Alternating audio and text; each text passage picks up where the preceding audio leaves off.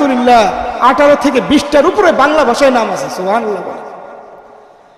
রবি, ভানু, ভাস্কর, আদিত্য, দিবাকর, তপন, দিনমণি, মার্তণ্ড, অংশুমালী, তারপরে আরো কি কি নাম আছে, এগুলো যখন আমরা সমার্থক শব্দ পড়ছিলাম বাংলা ভাষা সাহিত্যে তখন মুখস্থ করেছিলাম, আমার জানা নেই।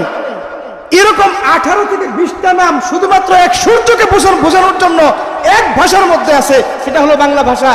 চাঁদের নাম আছে হাজারো, নারীদের একটা নারী, এটাকে রমণী বলা যায়, তারপরে আরো অনেকগুলো নাম আছে। এইভাবে যত নাম আছে এগুলো বাংলা ভাষায়, আরো তো অন্যান্য ভাষায় আছেই। তো এইভাবে পৃথিবীকে ধরা, ধরিত্রী, বসুন্ধরা, বসুধা, অনেকগুলো নাম আছে বাংলা ভাষায়।